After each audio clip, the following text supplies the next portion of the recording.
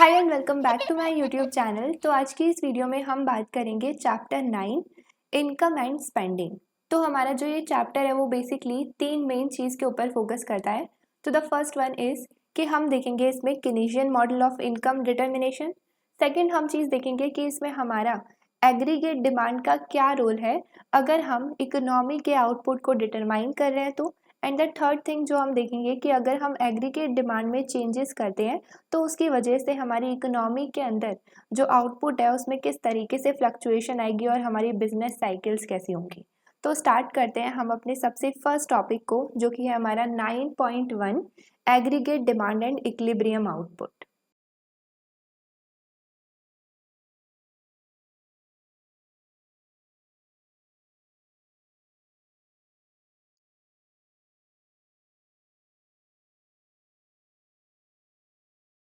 तो हमारा 9.1 first topic aggregate demand and equilibrium output. तो बेसिकली जो भी इंट्रोडक्शन के 3 पॉइंट्स हैं उसको हम धीरे धीरे हमारी बुक में देखेंगे और हमारे जो ये 3 पॉइंट्स हैं वो भी हमें क्लियर हो जाएंगे एंड एट द एंड मैं इसको समराइज करके एक्सप्लेन कर दूंगी।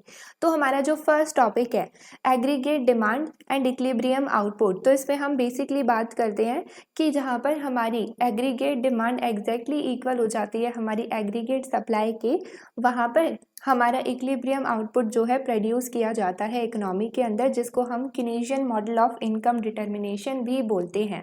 तो हमारा जो एग्रीगेट डिमांड है वो बेसिकली क्या शो करता है, वो हमारी टोटल अमाउंट ऑफ गुड्स को शो करता है जो डिमांड किए जाते हैं इकोनॉमी के अंदर। अब हम इसको शो कैसे करते हैं कि हमारे टोटल जो गुड्स डिमांड किए जा रहे हैं इकोनॉमी के अंदर उसको हम किस तरीके से रिप्रेजेंट करते हैं। तो हम यहाँ पर इसे ऐसे भी शो कर सकते हैं कि जो हमारे गुड्स डिमांड किए जा रहे हैं वो किस किस पर्पस के लिए है, कंजम्पशन के लिए, सेकंड है हमारा इन्वेस्टमेंट के लिए, थर्ड है हमारा जो गवर्नमेंट के थ्रू किए जाते हैं, एंड फोर्थ है हमारा नेट एक्सपोर्ट के थ्रू।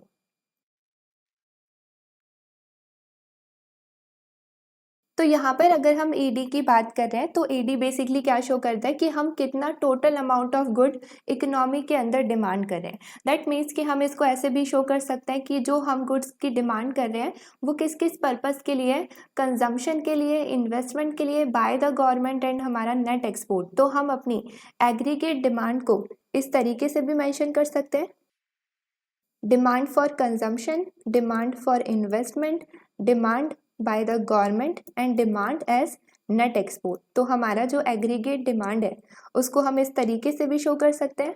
नाउ ये तो हो गया अब हमारा एग्रीगेट डिमांड वाला पार्ट। अब अगर हम बात करें इक्विलिब्रियम आउटपुट की,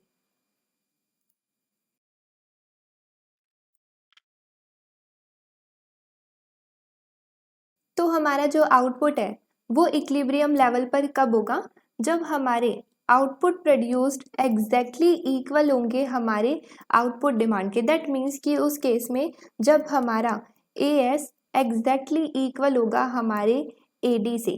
नाउ अब अगर हम बात करते हैं ए एस की, है ना, हमारी एग्रीगेट सप्लाई की, तो हम इसको मेंशन करते हैं वाई से। वाई से क्यों करते हैं, तो बेसिकली वाई हमारा टोटल आउटपुट जो प्रोड्यूस हुआ है इकोनॉमी के अंदर उसको शो करता है। जैसे हमने चैप्टर 2 में भी देखा था, वाई हमारा बेसिकली जीडीपी को शो करता है, जो कि एग्जैक्टली इक्वल था जीडीपी को, क्योंकि हम किस तरीके से मेजर कर सकते हैं अपनी इकोनॉमी में हमारे टोटल आउटपुट को देखकर कि हमारा टोटल आउटपुट जितना प्रोड्यूस हुआ है वो हमारी जीडीपी हो सकती है, या फिर हम अपनी इकोनॉमी के अंदर देख लें कि हमारी टोटल इनकम कितनी है, या फिर हम देख लें टोटल एक्सपेंडिचर कितने हैं। तो हम ऑलरेडी ये चीज़ अपने चैप्टर 2 में पढ़कर आए हैं, जो था हमारा measurement and the structure of national economy. तो उसमें हमारा जो वाई था, जीडीपी था, वो एग्जैक्टली किसके इक्वल था, हमारी इकोनॉमी के अंदर जो टोटल आउटपुट प्रोड्यूस हुआ है उसके, टोटल इनकम के और टोटल एक्सपेंडिचर के। तो यहाँ पर जो हमारा ए एस है, जो हमारा टोटल आउटपुट प्रोड्यूस हुआ है उसको हम वाई से डिनोट कर सकते हैं, और हमने एग्रीगेट डिमांड तो हमारा पीछे ही कैलकुलेट करा था तो उसे हम डायरेक्टली यहाँ पर लिख देंगे।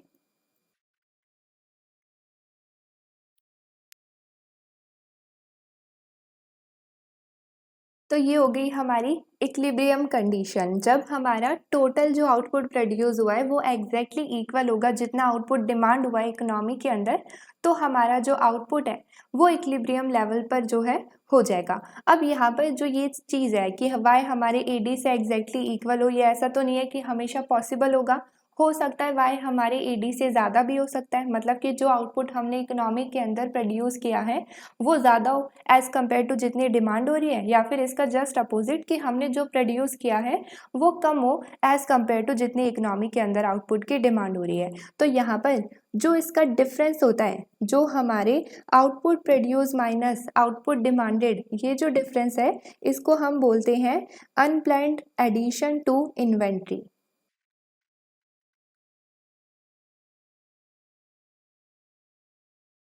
और इसी सेम इक्वेशन को हम इस तरीके से भी रिप्रेजेंट कर सकते हैं कि हमारा जो अनप्लैन्ड एडिशन टू इन्वेंट्री है उसको हम IU बोलते हैं, और ये हमारी एज इट इज सेम है। तो यहाँ पर ये जो इक्वेशन है ये हमारी टोटल जो हमने आउटपुट प्रोड्यूस किए हैं और जो हमारे आउटपुट इकोनॉमी के अंदर डिमांड किए गए हैं उसका डिफरेंस शो करती है, क्योंकि ये हमेशा तो इक्वल नहीं होने वाले हैं।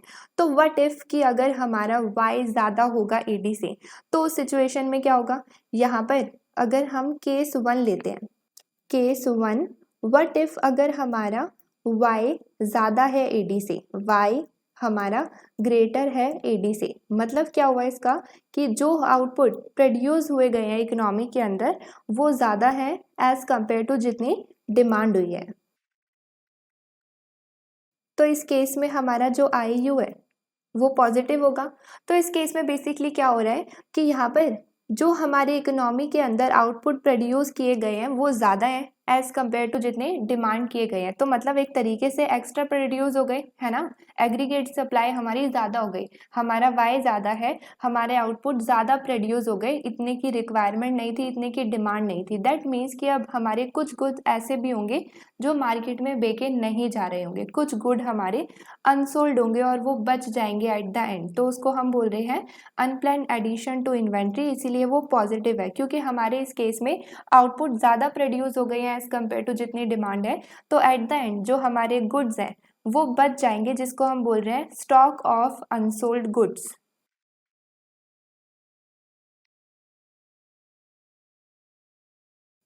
तो यहाँ पर हमारा जो स्टॉक ऑफ अनसोल्ड गुड है, जो गुड्स बिक नहीं पाए क्योंकि एक्स्ट्रा प्रोड्यूस हो गया एज़ कम्पेयर टू इतनी डिमांड भी नहीं थी, तो हमारा जो स्टॉक ऑफ अनसोल्ड गुड है वो इंक्रीज हो जाएगा, और इस तरीके के इंक्रीज इन इन्वेंट्री को हम क्या बोलते हैं, IU, unplanned addition to inventory. Now अब जब ये सिचुएशन आएगी जब इकोनॉमी के अंदर आउटपुट प्रोड्यूस ज़्यादा होगा एज़ कम्पेयर टू जितनी डिमांड थी, तो उस केस में हमें क्या करना पड़ेगा, हमें फर्म्स की प्रोडक्शन को कम करना पड़ेगा, क्योंकि यहाँ पे क्या हुआ है, हमारे आउटपुट ज़्यादा प्रोड्यूस हो गए एज़ कम्पेयर टू जितनी डिमांड थी। तो उस केस में हमारी एक तो एक्स्ट्रा गुड्स प्रोड्यूस हो गए और वो गुड ऑब्वियसली इंक्रीज हो रहे हैं इन्वेंट्री के अंदर, उनकी रिक्वायरमेंट नहीं है, उनकी डिमांड नहीं है। तो उस केस में क्या करना पड़ेगा, हमारी फर्म्स को अपनी प्रोडक्शन को कम करना पड़ेगा। कब तक कम करना पड़ेगा, जब तक ये दोनों आपस में एक दूसरे के एग्जैक्टली इक्वल ना आ जाए।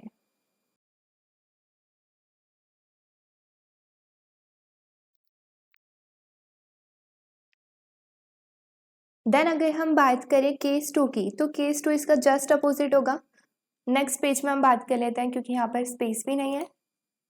हाँ, तो अगर हम केस 2 की बात करें तो केस 2 में हम लेकर चल रहे हैं कि व्हाट इफ इस बार हमारा y कम है और हमारा AD ज़्यादा है इकोनॉमी के अंदर। हम अपनी केस 2 में लेकर चल रहे हैं अब कि अब हमारा AD ज़्यादा है y से, मतलब कि इस केस में हमारी एग्रीगेट डिमांड ज़्यादा है y से। यहाँ पर हमारी एग्रीगेट डिमांड ज़्यादा है y से, दैट मीन्स कि अब हमारी जो आउटपुट प्रोड्यूस हो रहे हैं इकोनॉमी के अंदर उससे ज़्यादा आउटपुट की इकोनॉमी के अंदर डिमांड है। तो इस केस में हमारा जो IU है वो नेगेटिव हो जाएगा, क्योंकि हमारा IU क्या होता है, y माइनस AD। अगर हमारा AD ज़्यादा है तो हमारी जो IU की वैल्यू है वो नेगेटिव होगी। तो इस सिचुएशन में जहाँ पर हमारी आउटपुट जो प्रोड्यूस किए गए हैं वो कम है एज़ कम्पेयर टू आउटपुट जो डिमांड किए गए हैं इकोनॉमी के अंदर, मतलब कि लोग आउटपुट की जो डिमांड कर रहे हैं इकोनॉमी के अंदर वो काफ़ी ज़्यादा है एज़ कम्पेयर टू जो फर्म ने प्रोड्यूस करा है। मतलब कि अब यहाँ पर डिमांड ज़्यादा है, सप्लाई कम है, आउटपुट जो प्रोड्यूस करें वो कम है, दैट मीन्स कि सप्लाई कम है और हमारी डिमांड ज़्यादा है। तो इस सिचुएशन में क्या देख रहे हैं हम कि जो भी हमने इन्वेंट्री यूज़ करी है वो इनफ नहीं हुई हमारी एक्सेस डिमांड को फुलफिल करने के लिए, इसलिए हमारा जो आईयू है वो नेगेटिव है। और इस केस में हमारी फर्म्स को क्या करना पड़ेगा, उनको सप्लाई इंक्रीज करनी पड़ेगी, मतलब कि उनको प्रोडक्शन इंक्रीज करनी पड़ेगी, अपना आउटपुट इंक्रीज करना पड़ेगा। कब तक इंक्रीज करना पड़ेगा, जब तक हमारी सप्लाई इंक्रीज होकर, जब तक हमारा आउटपुट इंक्रीज होकर आउटपुट डिमांड के एग्जैक्टली इक्वल ना आ जाए। तो इसे हम लिख लेते हैं।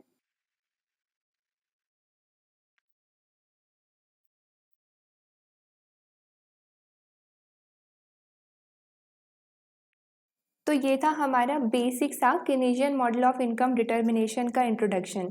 अब इस सेम चीज़ को हम आगे और डिटेल में विद डायग्राम सब कुछ समझेंगे। तो उसके लिए हम सबसे पहले स्टार्ट करते हैं एडी को समझना और डिटेल में। तो सबसे पहले हम समझते हैं एडी के फर्स्ट कंपोनेंट को, जो कि है हमारा कंजम्पशन। हम यहाँ पर देख सकते हैं हमारे जो एडी के कंपोनेंट थे वो 4 कंपोनेंट है। यहाँ पर हमारा जो ये एडी का फॉर्मूला है उसमें हमारे 4 कंपोनेंट है। फर्स्ट है हमारा यहाँ पर consumption, then investment, G and हमारा एनएक्स। तो स्टार्ट करते हैं हम पहले कंजम्पशन से।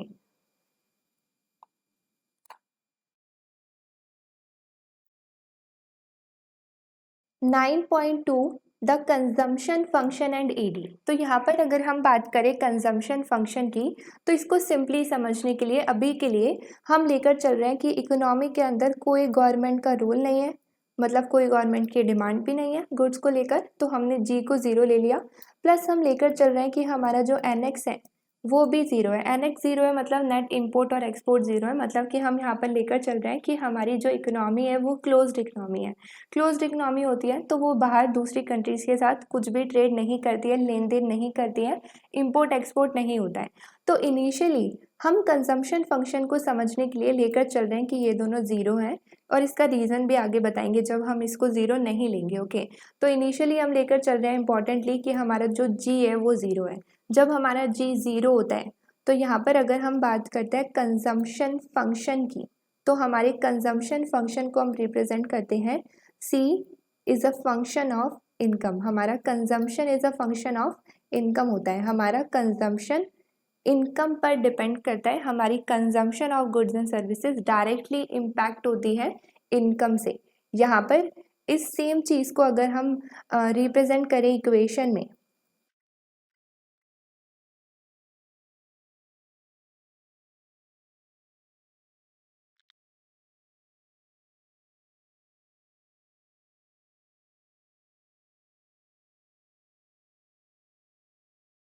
तो हमारा कंजम्पशन डिमांड हमारे इनकम का फंक्शन होता है। और हम अपने कंजम्पशन फंक्शन को किस तरीके से रिप्रेजेंट करते हैं, तो यहाँ पर मैंने मेंशन किया हुआ है C इज़ इक्वल टू हमारा C बार प्लस हमारा स्मॉल सी वाई। तो यहाँ पर ये जो हमारा C है ये हमारी कंजम्पशन डिमांड को ही शो करता है, जो कि हमारे इनकम का फंक्शन है। नाउ अब यहाँ पर कंजम्पशन डिमांड का क्या मतलब हुआ, जो भी कंज्यूमर गुड्स एंड सर्विसेज की डिमांड कर रहे हैं जो कि डायरेक्टली डिपेंड करती है उनकी इनकम पर, वो हमारा सी शो करता है ना। अब इसके बाद आगे हम टर्म्स की बात करें तो फर्स्ट टर्म है हमारा सी बार, ये फर्स्ट टर्म है हमारा सी बार, और दूसरा टर्म है हमारा स्मॉल सी इंटू वाई। तो यहाँ पर ये जो सेकेंड टर्म है ये शो कर रहा है कि मेरी वो कंजम्पशन जो मेरी इनकम पे डिपेंड करती है। दूसरा हमारा जो ये सी बार है ये शो करता है कि मेरी वो कंजम्पशन जो इनकम पे डिपेंड नहीं करती है। तो यहाँ पर अगर हम बात करते हैं अपनी फर्स्ट टर्म की, ये हमारी अगर फर्स्ट टर्म की हम बात करें तो हमारा जो सी बार है उसे हम बोलते हैं ऑटोनॉमस कंजम्पशन, जो हमारी इनकम पर डिपेंड नहीं करती। इनकम कुछ भी हो मैं उसे फिर भी करूँगी वो वाली कंजम्पशन। जैसे कि अगर लेट सपोज हम बात करते हैं कि किसी की इनकम ज़ीरो है, किसी इंसान की इनकम ज़ीरो है, मतलब किसी की इनकम है ही नहीं, ज़ीरो इनकम मतलब इनकम है ही नहीं, तो अगर किसी इंसान की इनकम नहीं है बट दैट डजंट मीन कि वो कुछ डिमांड नहीं करेगा। क्या अगर किसी इंसान की इनकम ज़ीरो है तो क्या वो खाना नहीं खाएगा? नहीं, उस टाइम पर भी वो कुछ ना कुछ कंजम्पशन करेगा गुड्स एंड सर्विसेज की। तो यहाँ पर ज़ीरो इनकम पर भी हमारी कुछ ना कुछ कंजम्पशन होगी, है ना? तो यहाँ पर हमारी ऑटोनॉमस कंजम्पशन वही शो करती है जो हमारी ज़ीरो लेवल पर कंजम्पशन होती है, और हम बोलते हैं कि हमारी ये वो कंजम्पशन है जो इनकम पर डिपेंड नहीं करती। इनकम होगी चाहे इनकम नहीं होगी, हम तब भी ये कंजम्पशन करेंगे। मतलब कि हम बोल सकते हैं कि इनकम देखो नहीं भी होगी तो भी तो हम खाना खाएंगे ही, भूखे तो नहीं रहेंगे। तो वही सेम बात है कि इनकम हो चाहे ना हो, हम ऑटोनॉमस कंजम्पशन जो है करेंगे ही करेंगे।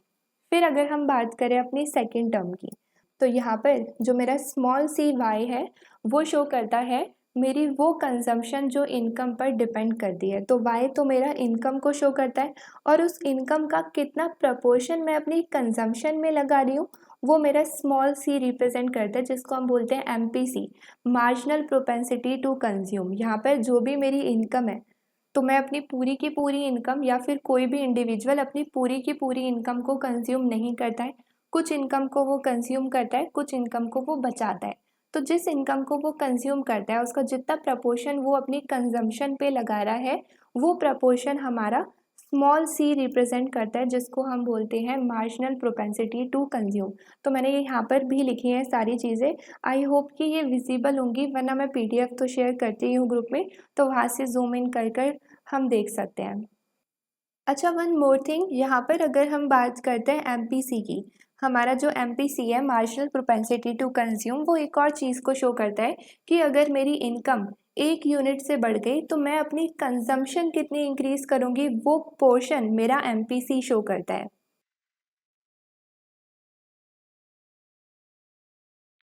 नाउ अब अगर हम बात करें इस इक्वेशन की अगेन, तो इस इक्वेशन में हम क्लियरली देख सकते हैं कि हमारा y और c का डायरेक्ट रिलेशन है आपस में। दैट मीन्स कि अगर हमारी इनकम बढ़ती है तो हमारी जो कंजम्पशन की डिमांड है वो भी इंक्रीज हो जाएगी। इस सेम चीज़ को हम आगे एग्जाम्पल से भी एक्सप्लेन कर सकते हैं और इसके रिलेशन को देख सकते हैं कि इन दोनों के बीच में किस तरीके से डायरेक्ट रिलेशन है। जैसे कि ये हमारी कंजम्पशन की इक्वेशन है, ये हमारी 500 होगी ऑटोनॉमस कंजम्पशन, प्लस हमने 0.6 ले लिया MPC, marginal propensity to consume, और ये हमारा हो गया y। अब यहाँ पर अगर हम अपनी इक्वेशन को समझें तो हमारा जो ये 500 है, ये जो C बार था, ये क्या शो कर रहा है, मेरी ऑटोनॉमस कंजम्पशन जो इनकम पर डिपेंड भी नहीं करती, क्योंकि अगर मेरा इस सिचुएशन में y ज़ीरो हो जाता है फिर भी मैं कुछ ना कुछ कंज्यूम करूँगी एज अ ह्यूमन बीइंग, मैं कुछ ना कुछ कंज्यूम करूँगी, जिसमें मेनली सबसे इम्पॉर्टेंट चीज़ क्या आती है, फूड। तो अगर मेरा y ज़ीरो होता है फिर भी मेरी कुछ ना कुछ कंजम्पशन होगी, मतलब मेरी 500 ऑटोनॉमस कंजम्पशन होगी जो मेरी इनकम पर डिपेंड ही नहीं करती है।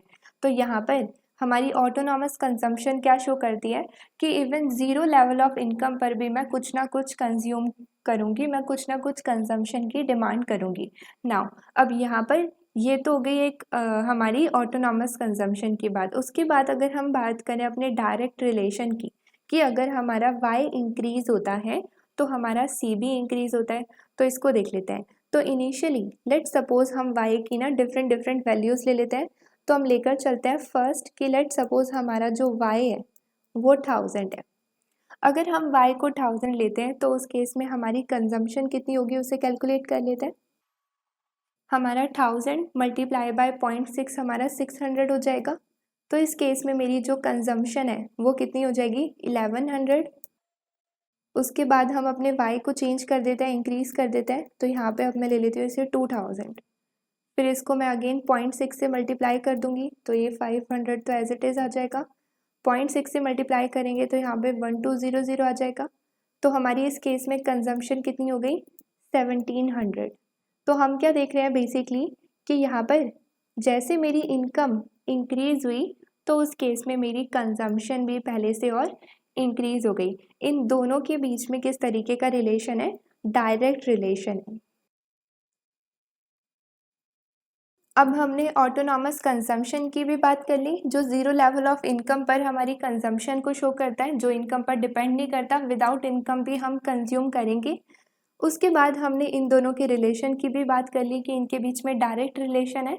अब हम बात करते हैं 0.6 की। 0.6 शो करता है हमारा MPC स्मॉल सी, जो कि शो करता है कि मैं अपनी इनकम का कितना पोर्शन जो है कंज्यूम करूँगी। यहाँ पर जो ये मेरा स्मॉल सी है, ये मेरा MPC होता है, जो कि शो करता है कि मैं अपनी इनकम का कितना पोर्शन जो है कंज्यूम करूँगी। अगर ये 0.6 है, मतलब कि मैं अपनी इनकम का 0.6 पोर्शन जो है कंज्यूम करूँगी, और 0.6 कितना है 600। अगर मेरी इनकम 1000 है तो मैं उसका 0.6 जो है कंज्यूम करूँगी, मतलब कि मैं उसका 600 जो है कंजम्पशन में लगाऊंगी। ओके, अब हमारा जो ये स्मॉल सी है उसकी डिफरेंट डिफरेंट वैल्यूज़ हो सकती है। अगर हम बात करते हैं कि हमारा स्मॉल सी ज़ीरो है, स्मॉल सी ज़ीरो है, मतलब क्या है इसका, कि मैं अपनी सारी की सारी इनकम जो है सेव करूँगी। मतलब कि यहाँ पर कोई भी वैल्यूज़ नहीं आएंगी, मतलब कि मैं कंजम्पशन में कोई भी इनकम को यूज़ नहीं कर रही हूँ, मैं सारा का सारा जो है सेव कर रही हूँ। वट इफ़ अगर हमारा स्मॉल सी 1 होता है, स्मॉल सी 1 है, दैट मीन्स कि मैं वाई को कम्प्लीटली ले रही हूँ, मतलब कि मैं अपनी पूरी की पूरी इनकम अपनी कंजम्पशन में यूज़ कर रही हूँ और कुछ भी सेव नहीं कर रही हूँ। देन द लास्ट केस, अगर हमारा स्मॉल सी 0 से 1 के बीच में लाई करता है, तो उस केस में मैं अपनी इनकम का कुछ पार्ट कंज्यूम करूँगी और कुछ पार्ट सेव करूँगी। डिपेंड्स कि मेरा सी क्या है। जैसे मेरा 0.6 है तो मैं अपनी इनकम का 0.6 पार्ट जो है, 0.6 पोर्शन जो है वो अपनी कंजम्पशन में लगाऊंगी, बाकी बचा 0.4 जो है मैं सेव करूँगी। तो यहाँ पर तो जनरली हमारा जो MPC है वो 0 से 1 के बीच में ही लाई करता है, और एक्सेप्शनल केस में हो सकता है कि हम अपनी पूरी इनकम को सेव करें और पूरी इनकम को ही कंज्यूम करें। यूजुअली जो रैशनल लोग होते हैं वो ऐसा नहीं करते हैं। तो हमारा जो MPC है वो मोस्ट ऑफ द टाइम हमारा 0 से 1 के बीच में जो है लाई करता है। तो ये हमारी 3 प्रॉपर्टी हो गई हमारी स्मॉल सी की, MPC की। नाउ अब अगर हम अपने डायग्राम की बात करें, अगर हमने इक्वेशन देख ली कंजम्पशन की, डिमांड की, अब अगर हम इसको डायग्रामेटिकली देखें तो यहाँ पर ग्राफ बना देते हैं इसका। लेट सपोज कि ये एक ग्राफ है ना। अब यहाँ पर हमारा जो कंजम्पशन का फंक्शन होता है वो अपवर्ड स्लोपिंग होता है, क्योंकि हमारे वाई एक्सिस पे यहाँ पर कंजम्पशन शो की जाती है और हमारे एक्स एक्सिस पर इनकम शो की जाती है। तो यहाँ पर हम क्या बात कर रहे हैं कि हमारी इनकम एंड कंजम्पशन के बीच में डायरेक्ट रिलेशन है, मतलब इनकम बढ़ेगी तो कंजम्पशन भी बढ़ेगी और इनकम कम होगी तो कंजम्पशन भी कम होगी। डायरेक्ट रिलेशन है, पॉजिटिव रिलेशन है, दैट मीन्स कि इनका स्लोप अपवर्ड बनेगा। हमारा जो ग्राफ है उसमें इनका जो कर्व है वो अपवर्ड बनेगा। लेकिन ये स्टार्ट कहाँ से होता है, तो ये स्टार्ट हमारा कंजम्पशन से ही टच होकर जाता है, मतलब कि ये हमारा इसका जो स्टार्टिंग पॉइंट है वो हमारा 0 से स्टार्ट नहीं होता है, वो हमारा होता है स्टार्ट वाई एक्सिस से। और वाई एक्सिस में कहाँ से, यहाँ पर जो ये टच होता है, दैट मीन्स कि इस केस में मेरी जो इनकम है, यहाँ पर इस पॉइंट पर मेरी जो इनकम है वो 0 है, और मेरी कुछ ना कुछ कंजम्पशन है, जिस कुछ ना कुछ कंजम्पशन को हम क्या बोलते हैं, ऑटोनॉमस कंजम्पशन। तो हमारा जो कंजम्पशन कर्व है वो कुछ इस तरीके से बनता है, अपवर्ड स्लोपिंग बनता है, क्योंकि पॉजिटिव रिलेशन है। स्टार्ट यहाँ से होता है क्योंकि 0 लेवल ऑफ इनकम पे भी हम कुछ ना कुछ कंज्यूम करते रहते हैं, और इस पॉइंट पर हमारा y0 है, जो हमारी कंजम्पशन है उसको हम बोलते हैं ऑटोनॉमस कंजम्पशन, जो इनकम पे डिपेंड नहीं करती, और हमारे 0 लेवल ऑफ इनकम पर भी जो हम कंजम्पशन कर रहे होते हैं वो कंजम्पशन। और हमारी ये इक्वेशन हो गई इसकी। अब यहाँ पर इसका जो स्लोप है, इस इक्वेशन का जो स्लोप है वो होता है हमारा MPC। MPC हमारा स्लोप क्यों है, तो हमें याद होगा कि अगर हम इक्वेशन की बात करते हैं एक लाइन की, तो वो होती है हमारी y is equals to mx plus C, जिसमें y क्या होता है, बेसिकली जो हम y एक्सिस पर शो कर रहे हैं।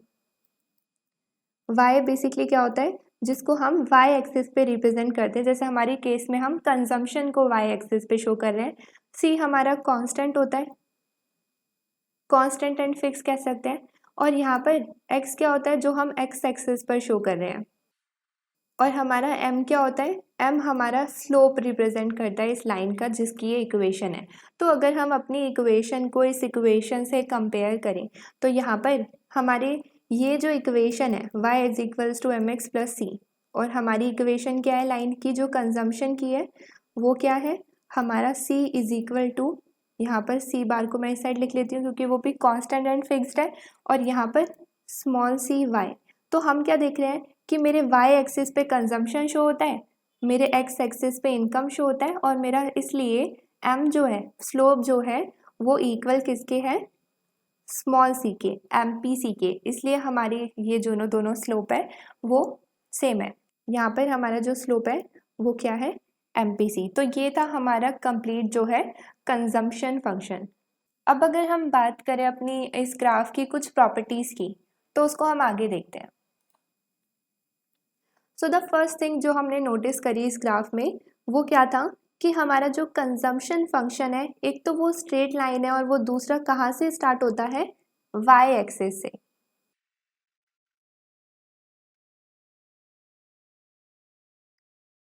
देन अगर हम अपने पॉइंट बी की बात करें तो पॉइंट बी बोलता है कि हमारा जो स्लोप है कंजम्पशन फंक्शन का वो किससे शो होता है, हमारे MPC से। हमारा जो स्लोप है कंजम्पशन फंक्शन का वो हमारा MPC है, विच शोज़ कि अगर मेरा MPC हाई होता है, मतलब कि मेरा MPC की जो वैल्यू है अगर वो हाई है तो उस केस में मेरी जो लाइन है वो स्टीपर बनेगी। सिमिलरली अगर मेरा MPC लो होता है तो उस केस में मेरी जो कर्व की लाइन है, कंजम्पशन फंक्शन की लाइन है, वो फ्लैटर बनेगी।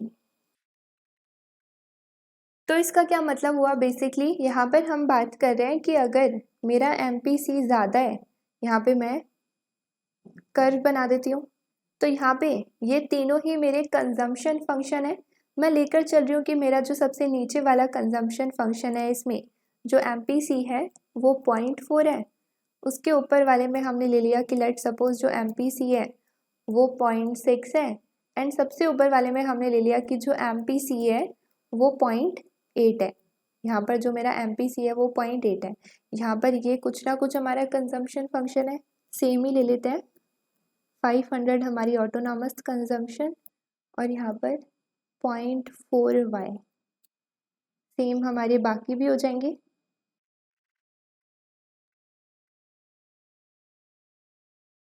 तो यहाँ पर हमारे दोनों पॉइंट्स में, हमारा फर्स्ट पॉइंट में तो कोई प्रॉब्लम नहीं है, ऐसा सेम बिल्कुल डायरेक्ट बात है जो हम देख कर आए हैं। अगर हम बात करते हैं पॉइंट बी की तो पॉइंट बी में हमें गिवन है कि हमारा जो स्लोप ऑफ कंजम्पशन फंक्शन है वो MPC था जो हमने पीछे देखा, जिसको हम डिनोट करते हैं स्मॉल c से, और वो बेसिकली क्या शो करता है कि मैं अपनी इनकम का कितना प्रपोर्शन कंजम्पशन पर स्पेंड करने वाली हूँ।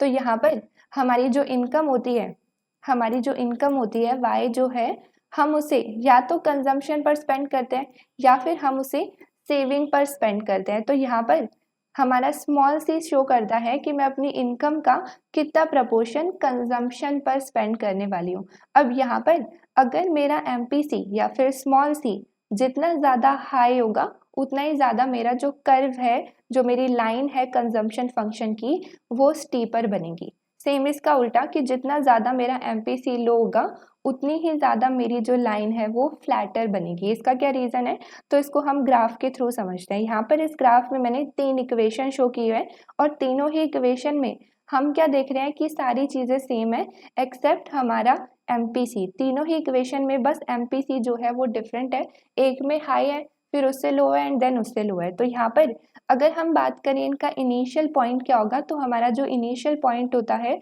वो होता है हमारा ऑटोनॉमस कंजम्पशन, और वो तीनों में एग्जैक्टली सेम है। तो हमारी जो तीनों इक्वेशन की लाइन है वो सेम पॉइंट से स्टार्ट हो रही है, लेकिन हम क्या देख रहे हैं कि जहाँ पर सबसे ज़्यादा हाई MPC है वो सबसे ज़्यादा हमारी स्टीपर है, और जहाँ पे सबसे लो MPC है वहाँ पर हमारी लाइन सबसे ज़्यादा फ्लैटर है। अब इसका रीज़न बेसिकली क्या हुआ, तो यहाँ पर हम क्लियरली इसको कैसे देख सकते हैं, मैं यहाँ पर एक लाइन ड्रॉ करती हूँ बीच में, ये मैंने एक यहाँ पर लाइन ड्रॉ करी और ये मैं बोल रही हूँ कि यहाँ पर हमारी ये एक given level of income show कर रही है ना। यहाँ पर मेरी एक given level of income show कर रही है। लेट सपोज यहाँ पर मैं इस इनकम को ले लेती हूँ 1000। अब यहाँ पर हमारी इस गिवन लेवल ऑफ इनकम पर अगर हम इन दो पॉइंट्स को देखें, सबसे हाईएस्ट एंड लोएस्ट वाले को ले लें, तो यहाँ पे मैं देख रही हूँ कि जहाँ पर मेरा MPC लोएस्ट है 0.4 है, वहाँ पर मेरी टोटल कंजम्पशन जो है वो सिर्फ इतनी सी है। और जहाँ पर मेरा MPC सबसे ज़्यादा हाई है 0.8 है, वहाँ पर मेरी जो कंजम्पशन है इस गिवन लेवल ऑफ इनकम पर वो इससे काफ़ी ज़्यादा हाई है। ओके अगर हम इसे इक्वेशन वाइज भी देखें तो यहाँ पे मैं देख सकती हूँ, अगर हम बात कर रहे हैं कि मेरा गिवन लेवल ऑफ इनकम 1000 है, तो मैं अपनी फर्स्ट इक्वेशन में क्या देख रही हूँ, ये हमारी ऑटोनॉमस कंजम्पशन तो हम करेंगे, उसके साथ साथ अगर मेरी 1000 इनकम है और उसका 0.8 प्रपोर्शन मैं अपनी कंजम्पशन पर स्पेंड कर रही हूँ, तो यहाँ पर मतलब मैं 1000 इंटू 0.8 कर दूंगी, तो यहाँ पे मेरी 800 आ जाएगी कंजम्पशन। तो यहाँ पर मेरी टोटल लेवल ऑफ कंजम्पशन कितनी है, 1300। सेम अगर मैं बात करूँ लोएस्ट पे, तो लोएस्ट में अगेन हमारा 500 ऑटोनॉमस कंजम्पशन सेम रहेगा। अगर हम बात करते हैं 0.4 प्रपोर्शन में अपनी इनकम का स्पेंड कर रही हूँ कंजम्पशन पर, तो यहाँ पर 0.4 इंटू 1000 कर देंगे, तो यहाँ पर आ जाएगा हमारा 400, जो कि शो कर रहा है कि मेरी टोटल कंजम्पशन कितनी है, 900। यहाँ पर हम बेसिकली क्या देख रहे हैं कि गिवन लेवल ऑफ इनकम के साथ अगर हम बात कर रहे हैं MPC की, अगर वो लो है तो मेरी जो ओवरऑल कंजम्पशन है वो भी लो होगी। यहाँ पर मेरी जो ओवरऑल लेवल ऑफ कंजम्पशन है वो 900 है, वो भी लो है। और अगर मेरा MPC हाई होता है तो गिवन लेवल ऑफ इनकम के साथ मेरी जो कंजम्पशन होगी वो हाई होगी। हाई होगी इसलिए हमारा जो कर्व है वो स्टीपर बनता है, उससे ऊपर बनता है। और यहाँ पर अगर लो होगी तो हमारा जो कर्व है वो थोड़ा फ्लैटर बनता है और ऑब्वियसली उससे नीचे बनता है, और इनके स्टार्टिंग पॉइंट जो हैं वो एग्जैक्टली सेम होते हैं। तो ये थी हमारा कंप्लीट कंजम्पशन फंक्शन एंड उनकी इक्वेशंस। अब हम बात करते हैं हमारी सेविंग फंक्शन की।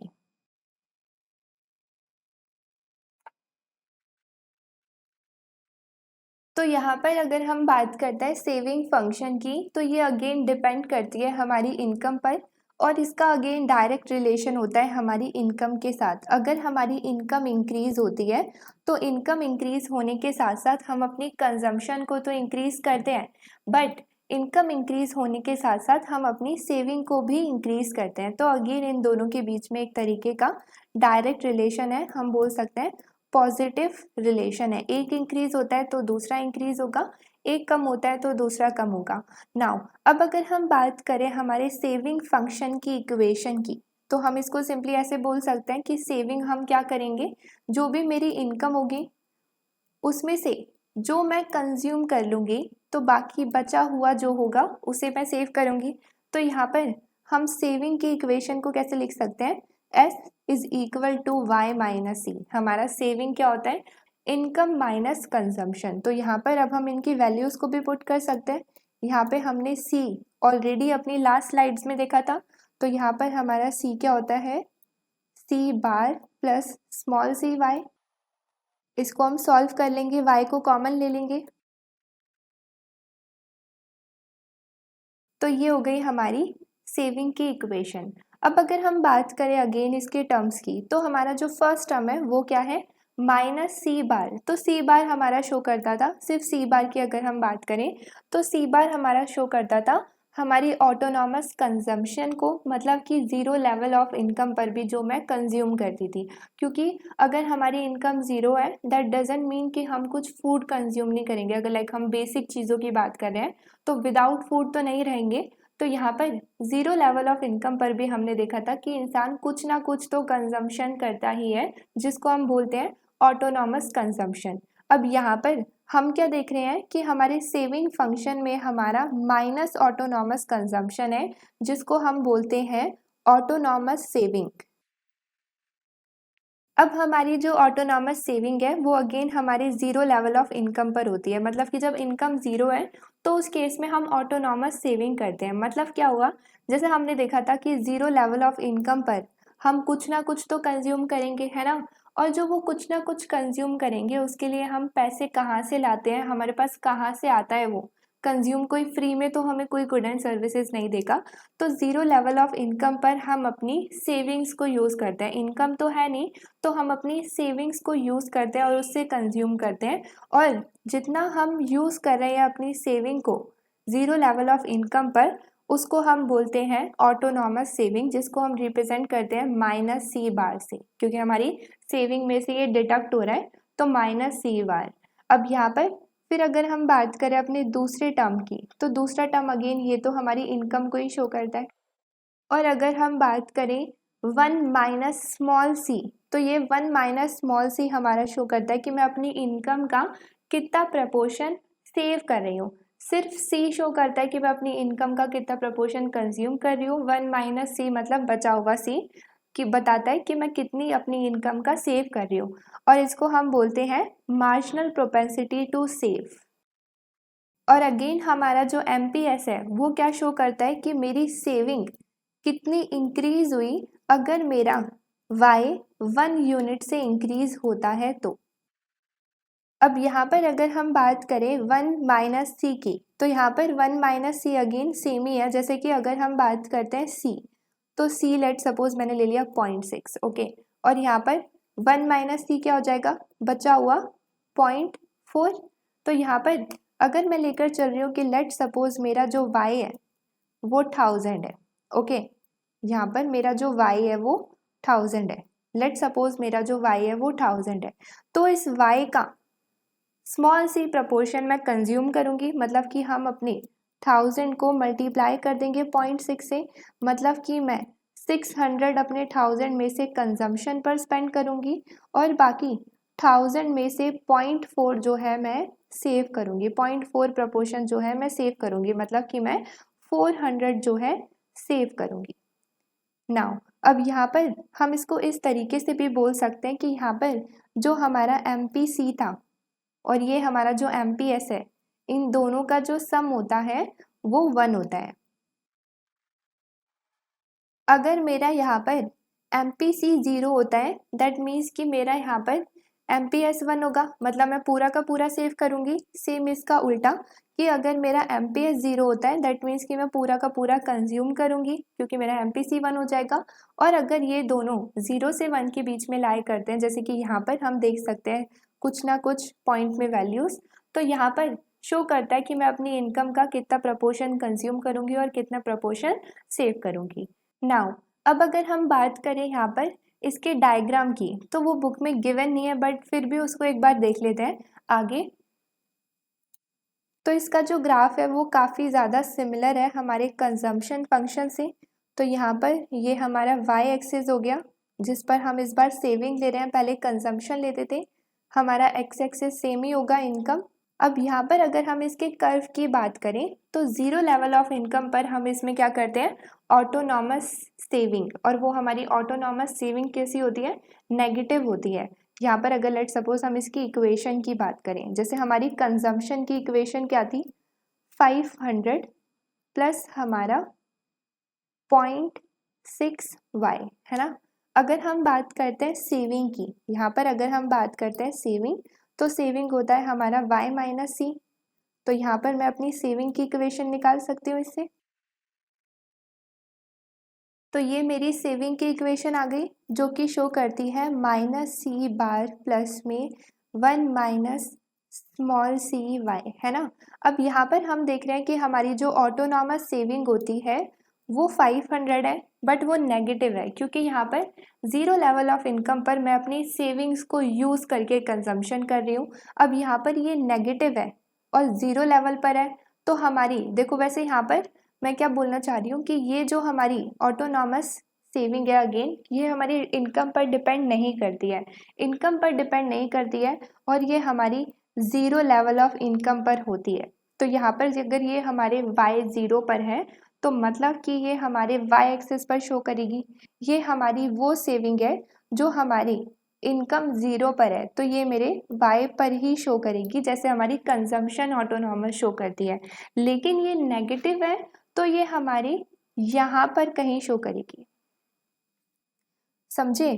अगर हम बात करते हैं, एक सेकेंड मैं इसको फिर से एक्सप्लेन करती हूँ। यहाँ पर ये मैंने इसको लाइन को बना दिया। हम क्या बात कर रहे हैं यहाँ पर कि हमारी ऑटोनॉमस कंजम्पशन जैसे वाई एक्सिस से स्टार्ट होती थी, क्योंकि हमारी इनकम ज़ीरो है, ज़ीरो लेवल ऑफ इनकम पर हमारी ऑटोनॉमस कंजम्पशन शो होती है। ऐसे ही सेम हमारी ऑटोनॉमस सेविंग जो है वो ज़ीरो लेवल ऑफ इनकम पर शो होती है, दैट मीन्स वो भी वाई एक्सिस से स्टार्ट होगी। तो ये हमारा 500 वाई एक्सिस से स्टार्ट होगा, बट इसके आगे नेगेटिव साइन है, तो इसलिए हम इसे यहाँ से स्टार्ट करते हैं, क्योंकि यहाँ पर तो हमारा ज़ीरो है, उसके बाद हमारा जो वाई एक्सिस है वो नेगेटिव में चला जाता है, यहाँ पर नेगेटिव इन्फिनिटी से वैल्यूज चली जाएंगी। तो यहाँ पर ये हमारा क्या आ जाएगा, -500, या फिर हम बोल सकते हैं नेगेटिव सी बार, है ना। और ये हमारा हो गया सेविंग फंक्शन। यहाँ पर हम अपनी सेविंग इक्वेशन लिख सकते हैं, और इसका स्लोप अगेन क्या होगा, MPS। And at this point, यहाँ पर अगर हम बात करें तो इस पॉइंट पे क्या हम देख रहे हैं, इनकम तो कुछ ना कुछ है, बट हमारी इस केस में सेविंग जो है वो ज़ीरो है। यहाँ पर इस केस में इस पॉइंट पर हमारी जो सेविंग है वो ज़ीरो है। तो ये था हमारा सेविंग का ग्राफिकल रिप्रेजेंटेशन। अब अगर हम बात करें अपने नेक्स्ट टॉपिक की, तो वो है हमारा consumption, AD and autonomous spending.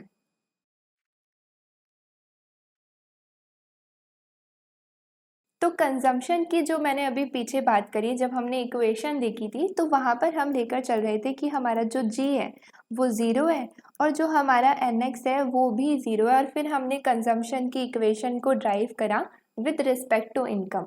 Now अब यहाँ पर हम लेकर नहीं चल रहे हैं कि हमारा जो G है और जो हमारा NX है वो ज़ीरो है, तो उस केस में हम अपनी कंजम्पशन की इक्वेशन को एक बार देखते हैं।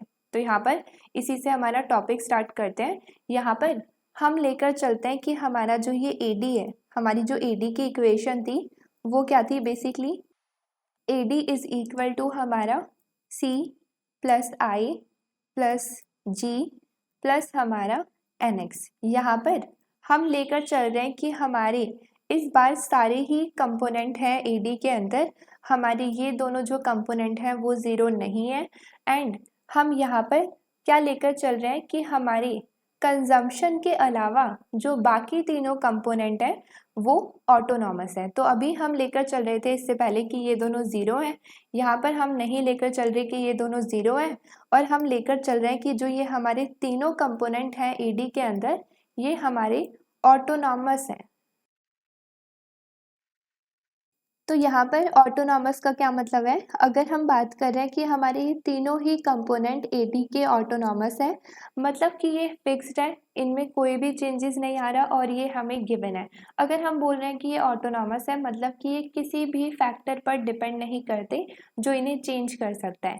तो basically in real life obviously बहुत सारे फैक्टर्स होते हैं जिनकी वजह से ये चेंज हो सकते हैं, बट अभी चीज़ों को सिंपल रखने के लिए हम लेकर चल रहे हैं ये तीनों ही जो चीज़ें हैं, तीनों ही जो कंपोनेंट है वो ऑटोनॉमस है, मतलब वो फिक्स्ड है और वो गिवन है, और वो किसी भी फैक्टर पर डिपेंड नहीं करती जो इन्हें चेंज कर सके, है ना। तो ये बिल्कुल ही फिक्स्ड है, इनमें कोई भी चेंजेस नहीं आ रहे, इसलिए हम बोल रहे हैं कि ये ऑटोनॉमस है। और अगर हम लेकर चल रहे हैं कि ये ऑटोनॉमस है, तो हम इसे कैसे रिप्रेजेंट करेंगे, बार से। तो ये हमारा I बार हो गया, G बार हो गया, और हमारा NX बार हो गया।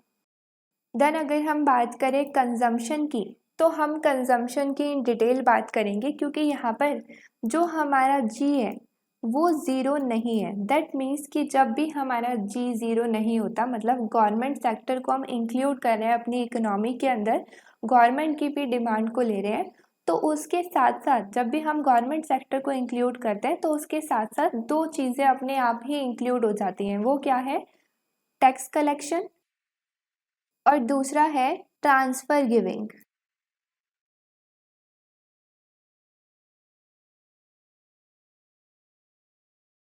तो यहाँ पर अगर हम गवर्नमेंट सेक्टर को इंक्लूड करते हैं, तो उनके साथ साथ जो गवर्नमेंट दो चीज़ करते हैं उसको भी हमें इंक्लूड करना पड़ता है। तो वो दो चीज़ क्या है, पहला जो वो टैक्स कलेक्ट करते हैं लोगों से, दूसरा जो वो ट्रांसफ़र देते हैं लोगों को, ट्रांसफ़र गिविंग देते हैं लोगों को, जैसे कि पेंशन हो गया या फिर स्कॉलरशिप हो गई, तो वो सारी चीज़ें। यहाँ पर अगर हम बात करते हैं टैक्स कलेक्शन की, तो उसको हम रिप्रेजेंट करते हैं TA से, और यहाँ पर अगर हम ट्रांसफ़र गिविंग की बात करते हैं तो उसको हम रिप्रेजेंट करते हैं TR से। और यहाँ पर अगर हमारा G ऑटोनॉमस है तो हम लेकर चलेंगे कि हमारे जो ये दोनों फैक्टर्स हैं वो भी हमारे ऑटोनॉमस है। अब हमने ये क्यों पढ़ा, क्योंकि यहाँ पर ये जो दोनों फैक्टर हैं ये हमारी कंज्यूमर की इनकम को अफेक्ट करते हैं। तो जब हमारा G 0 था तो उस केस में तो हम नॉर्मली जो इक्वेशन हमने पढ़ी थी वही थी। अब यहाँ पर अगर G 0 नहीं होता तो अब हम अपने कंजम्पशन फंक्शन में इनको भी इंक्लूड करते हैं, क्योंकि ये कंज्यूमर की इनकम को अफेक्ट करते हैं। इनकम को अफेक्ट करेंगे तो कंजम्पशन तो अफेक्ट होगी ही। तो यहाँ पर अब हम अपने कंजम्पशन फंक्शन को देखते हैं। ये तीनों तो हमारे फिक्स्ड हो गए। अब हम अपनी कंजम्पशन फंक्शन की आगे बात करते हैं।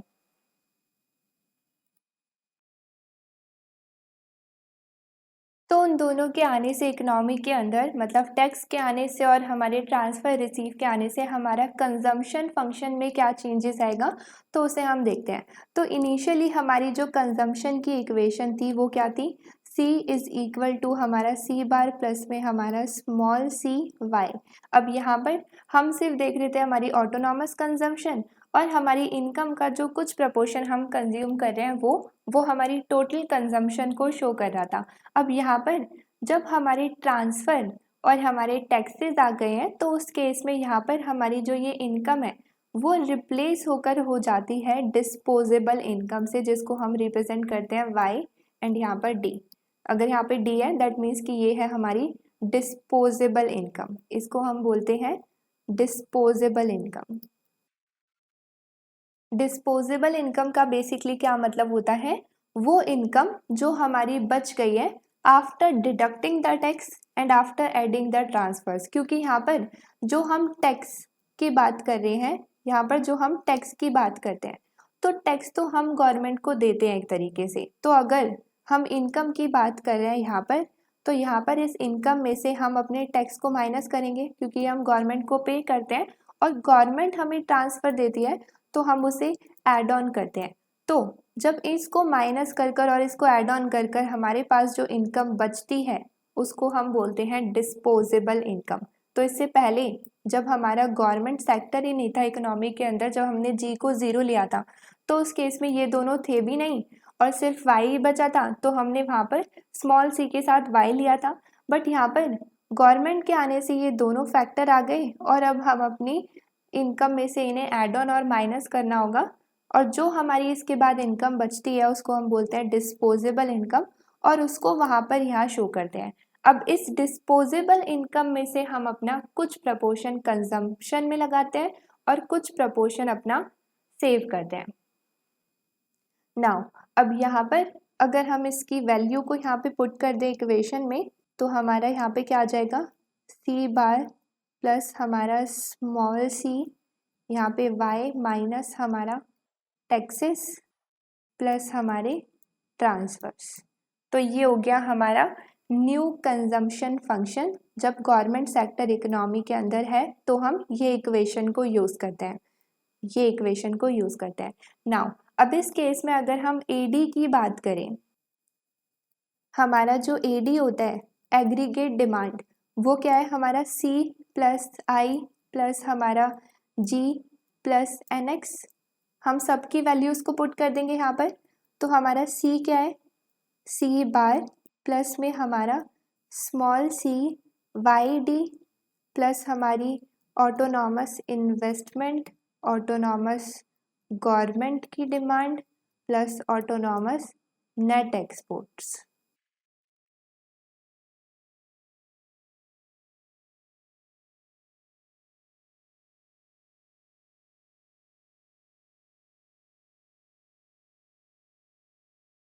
तो यहाँ पर ये सारी वैल्यूज़ क्या शो करती हैं AD में। अगर हम फर्स्ट टर्म की बात करें तो वो हमारी ऑटोनॉमस कंजम्पशन होती है।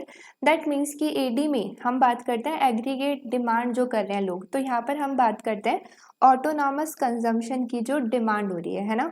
यहाँ पर हमारा C बार शो करता है AD में कि हमारी ऑटोनॉमस कंजम्पशन की जो डिमांड हो रही है। उसके बाद अगर हम बात करते हैं स्मॉल c YD क्या है, डिस्पोजेबल इनकम। डिस्पोजेबल इनकम का जो पोर्शन मैं अपनी कंजम्पशन पर स्पेंड कर रही हूँ उसकी जो डिमांड है उसे हम बोलते हैं इंड्यूस कंजम्पशन डिमांड। फिर उसके बाद अगेन हमारी ऑटोनॉमस इन्वेस्टमेंट की डिमांड, हमारी autonomous government demand for goods and services and again हमारी ऑटोनॉमस नेट एक्सपोर्ट की डिमांड। तो यहाँ पर हम बात करते हैं ऑलरेडी डिमांड की, सबकी डिमांड की, क्योंकि हमारा जो एडी है वो क्या शो करता है, एग्रीगेट डिमांड को।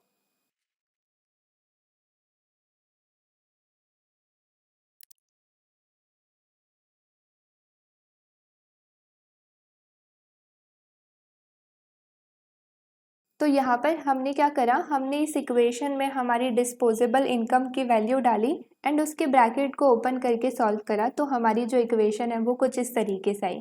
उसके बाद हमने सारे ऑटोनॉमस टर्म्स को एक्साइड करा और जो ऑटोनॉमस नहीं थे उनको एक्साइड करा। दैट मीन्स कि यहाँ पर जितने भी ये ऑटोनॉमस हैं ये इंडिपेंडेंट है, किसी भी फैक्टर पर डिपेंड नहीं करते, और यहाँ पर ये हमारी इनकम पर डिपेंड करता है तो उसको हमने एक्साइड कर दिया।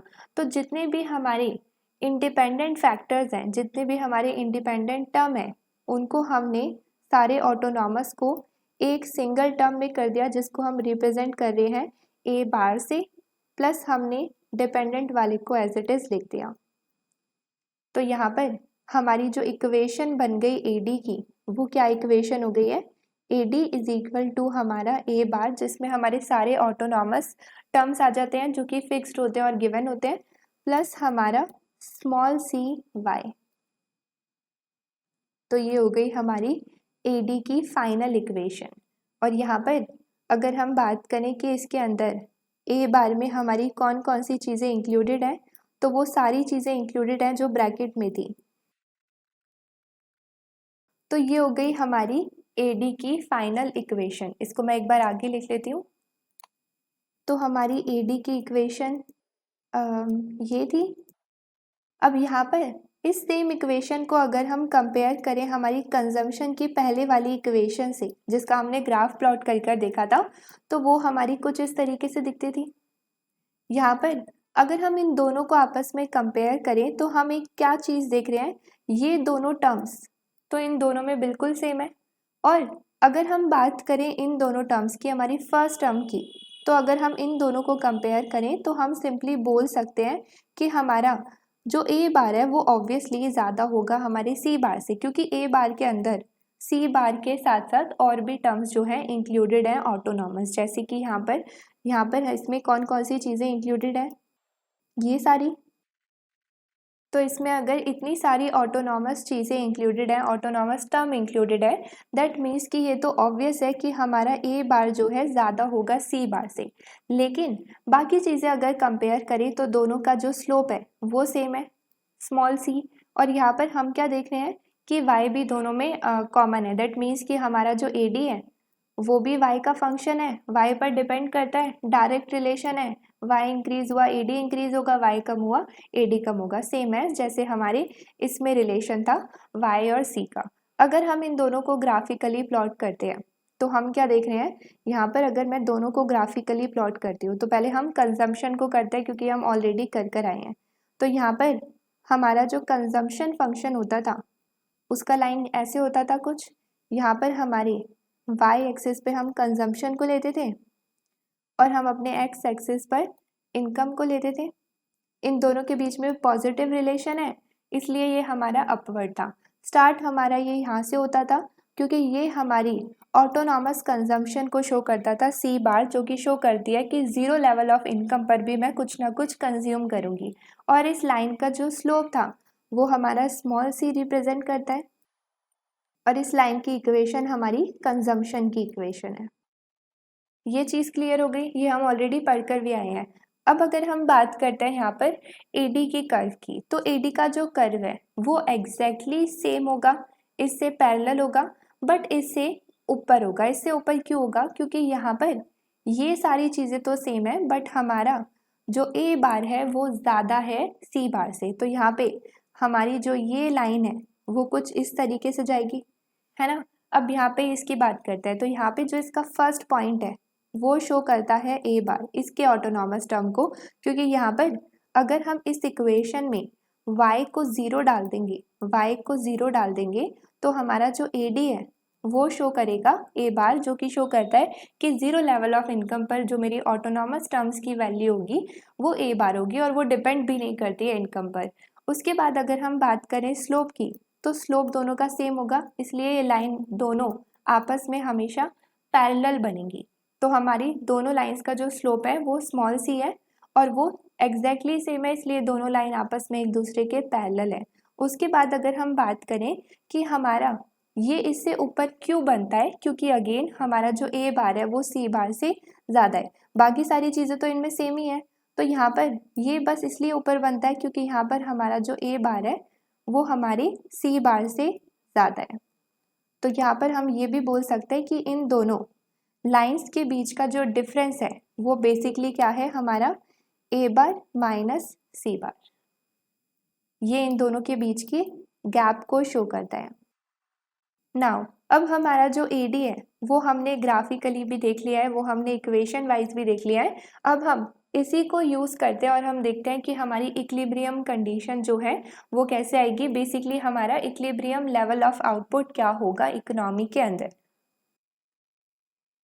तो यहाँ पर हमारी जो इक्विलिब्रियम कंडीशन है वो सेम एज 9.1 वाली है। जब हमारा y AD के इक्वल हो जाएगा तो हमारा इक्विलिब्रियम आ जाएगा, जहाँ पर हम देख सकते हैं कि हमारा इक्विलिब्रियम लेवल ऑफ आउटपुट या फिर हम बोल सकते हैं इक्विलिब्रियम लेवल ऑफ इनकम जो है वो क्या है। अगर हम बात कर रहे हैं इक्विलिब्रियम इनकम की या इक्विलिब्रियम आउटपुट की, दोनों ही सेम चीज़ है। जैसे मैंने अगेन बोला कि चैप्टर 2 में हमने देखा था, अगर हम बात करते हैं इकोनॉमी के अंदर टोटल इनकम की, टोटल आउटपुट की, टोटल एक्सपेंडिचर की, तीनों ही सेम बात है। तो यहाँ पर जब हम बात करेंगे कि हमारी इकोनॉमी के अंदर टोटल आउटपुट जो प्रोड्यूस किए गए हैं या फिर जो सप्लाई किए गए हैं, जब वो एग्जैक्टली इक्वल हो जाएंगे हमारे उन आउटपुट के जो डिमांड कर रहे हैं लोग, तो वो हमारी इक्विलिब्रियम कंडीशन होगी, वहाँ पर हमारा इक्विलिब्रियम लेवल ऑफ आउटपुट आ जाएगा।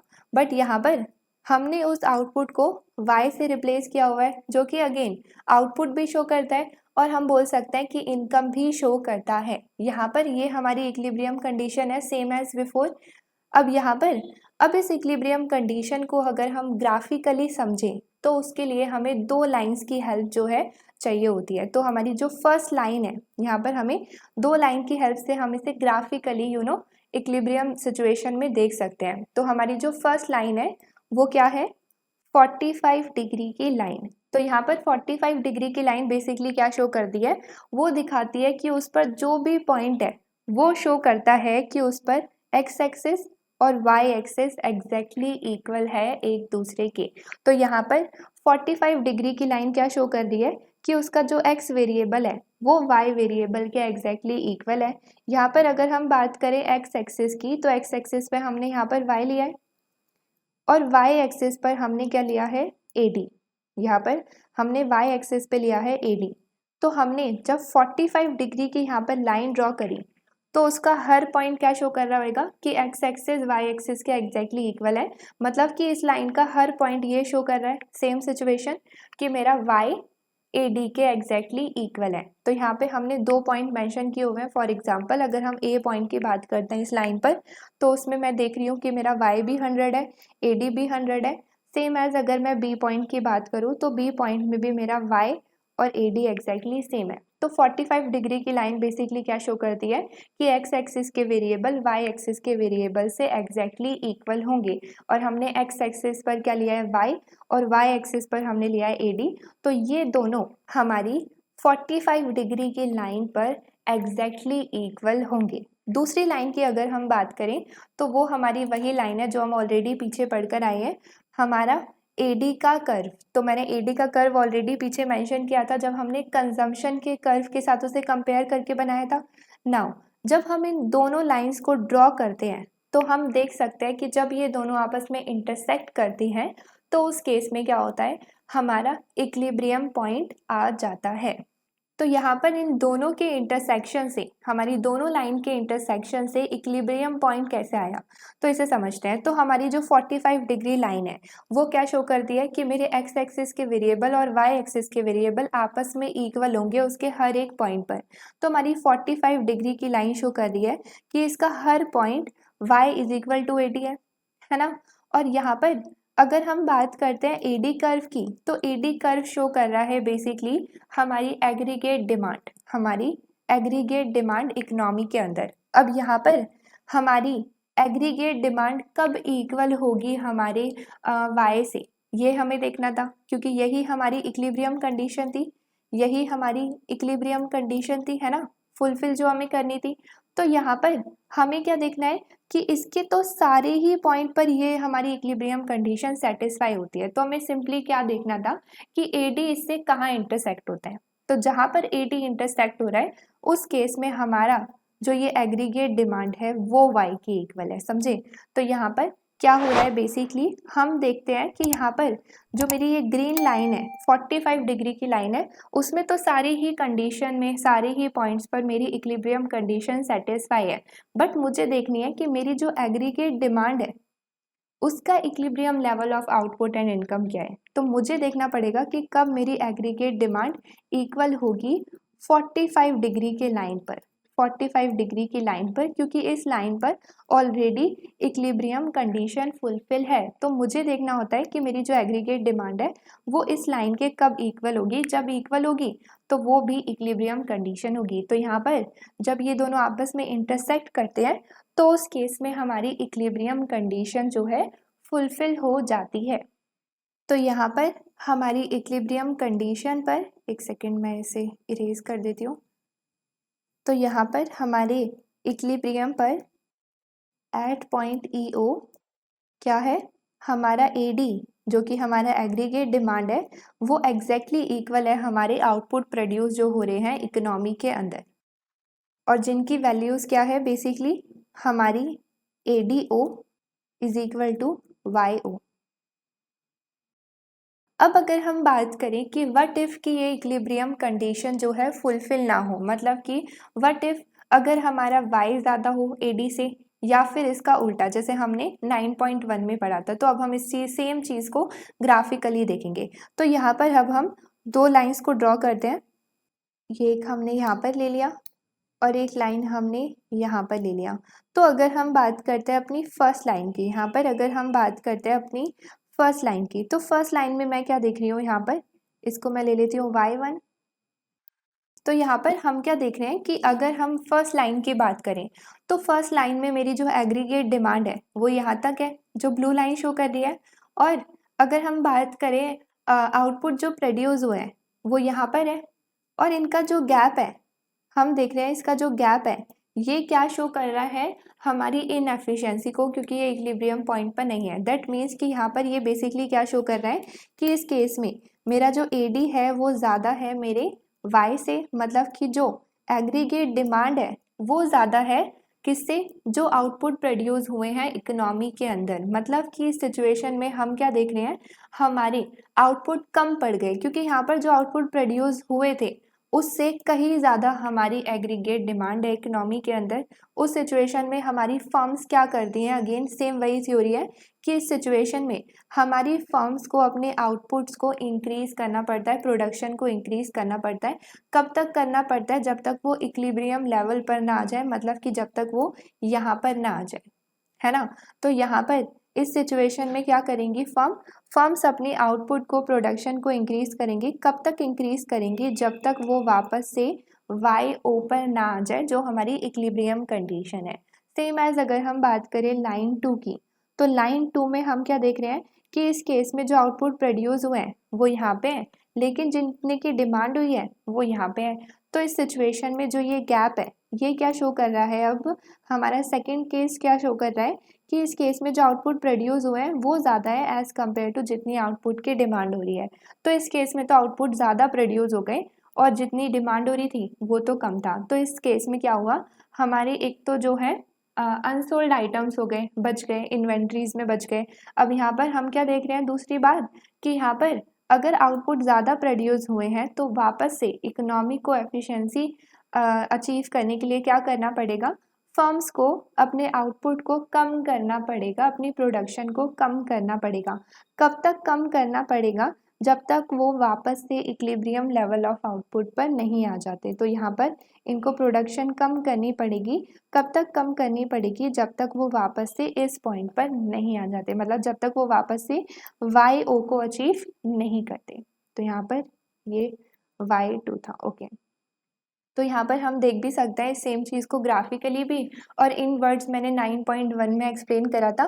तो वो सेम थ्योरी को हम विद डायग्राम यहाँ पर रिप्रेजेंट कर सकते हैं, इन वर्ड्स भी और डायग्राम के साथ भी।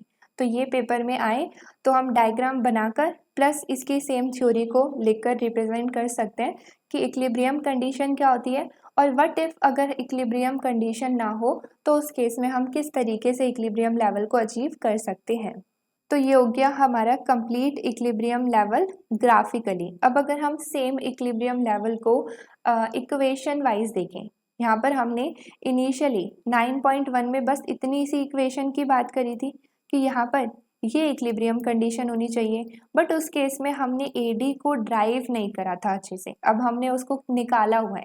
तो यहाँ पर अब अगर हम बात करें कि हमारी इक्विलिब्रियम कंडीशन क्या होगी लाइक फॉर्मूला वाइज, तो हम उसे देखते हैं आगे। तो यहाँ पर फॉर्मूला फॉर इक्विलिब्रियम आउटपुट की अगर हम बात करें तो ये तो हमारी ऑलरेडी हमें पता है इक्विलिब्रियम कंडीशन थी। अब इसमें हमने क्या करा, हमने सिंपली अपनी AD की वैल्यू डाल दी। यहाँ पर हमने सिंपली अपनी AD की वैल्यू डाल दी समराइज कर जो हमने ऑलरेडी निकाली थी। तो मैंने यहाँ पर लॉन्ग में मेंशन नहीं करा, डायरेक्टली पुट कर दिया। अब यहाँ पर हम क्या देख रहे हैं कि दोनों इक्वेशन में हमारा यहाँ पे भी y है, यहाँ पे भी y है, तो मैंने y को इस वाले इस साइड भेज दिया। तो हमने अपनी यहाँ पर थर्ड लाइन में y को दूसरी साइड भेज दिया, फोर्थ लाइन में हमने उसको कॉमन ले लिया, फिफ्थ लाइन में हमने y को सिंगल कर दिया और हमारा जो भी कॉमन था उसको हमने इधर डिनोमिनेटर में ले आए। तो यहाँ पर हमारी जो ये इक्वेशन है, या फिर हम बोल सकते हैं हमारा जो ये फॉर्मूला है, ये हमारी अब इक्विलिब्रियम कंडीशन को शो करता है। इसमें अगर हम बात करते हैं अपने इक्विलिब्रियम लेवल ऑफ आउटपुट की या फिर इक्विलिब्रियम लेवल ऑफ इनकम की, जो कि ये शो करता है, वो क्या रिप्रेजेंट कर रहा है, हमारा this multiply by this. Okay, अब अगर हम इस सेम इक्वेशन की बात करें तो हम बात करते हैं यहाँ पर दो चीज़ों की।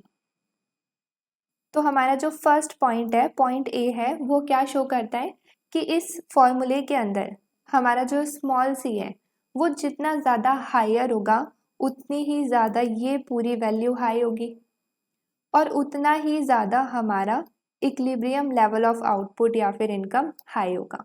दूसरा पॉइंट हमारा शो करता है कि हमारा जितना ज़्यादा ऑटोनॉमस AD होगा, जिसको हम A बार से रिप्रेजेंट करते हैं, तो उतना ही ज़्यादा हमारा इक्विलिब्रियम लेवल ऑफ आउटपुट या फिर इनकम होगा। तो अगर ये वर्ड्स में समझ नहीं आया तो मैं इसे प्रैक्टिकली अभी दिखाऊंगी कि ये किस तरीके से हम इसे शो कर सकते हैं। तो पहले हम A पॉइंट से स्टार्ट करते हैं। तो अगर मेरा MPC हायर है, मतलब कि मेरा स्मॉल c हायर है, तो ये कैसे हायर होगा? तो सिंपली अगर हम बात करते हैं, अगर मेरा ये हायर है तो मतलब ये मेरी जो पूरी वैल्यू है वो कम हो जाएगी। ये पूरी वैल्यू कम होगी जब मेरा डिनोमिनेटर कम होगा, तो ऑब्वियस सी बात है कि जो ये मेरी ओवरऑल वैल्यू है वो इंक्रीज हो जाएगी, है ना। तो यहाँ पर ये हम देख सकते हैं कि ऐसे इंक्रीज होगा। दूसरा हम रिलेशन देख सकते हैं कि अगर मेरा ये A बार इंक्रीज होता है तो इसके साथ तो डायरेक्ट रिलेशन है कि मेरा ये भी इंक्रीज हो जाएगा। तो पहला ये कि अगर मेरा स्मॉल c इंक्रीज होता है तो मेरी जो डिनोमिनेटर की वैल्यू है वो कम हो जाएगी और मेरी ओवरऑल वैल्यू जो है वो इंक्रीज हो जाएगी, पहला पॉइंट। दूसरा हम बात करते हैं कि अगर मेरा A बार इंक्रीज होगा तो मेरा Y भी इंक्रीज होगा, है ना, दूसरा पॉइंट। अब यहाँ पर इस सेम चीज़ को अगर हम ग्राफिकली रिप्रेजेंट करें तो यहाँ पर हमें याद होगा, अगर हम बात करते हैं पॉइंट A की, तो पॉइंट A में हम बात कर रहे हैं हायर MPC की, हायर MPC, या फिर दूसरा केस हम ले लेते हैं कि एक केस में हमारा जो MPC है वो लोअर होगा। तो इस सेम चीज़ को मैं ग्राफिकली रिप्रेजेंट कर दूंगी। यहाँ पर ये हम ले लेते हैं ऐसे। अब यहाँ पर ये हमारी 45 डिग्री की लाइन है जिससे हमें इंटरसेक्ट करना होता है ना। अब यहाँ पे हम दो AD बनाते हैं। इस वाले को मैं रिप्रेजेंट कर देती हूँ रेड से और इस वाले को हम रिप्रेजेंट कर देते हैं ग्रीन से। ओके, तो अगर मैं बात करती हूँ कि जिसमें मेरा हायर एमपीसी है, हायर एमपीसी है मतलब स्टीपर है मेरा एडी, तो मैं उसे कुछ इस तरीके से शो कर देती हूँ। एक सेकेंड, हमारी जो 45 डिग्री की लाइन है वो बहुत बुरी बनी है, एक सेकेंड।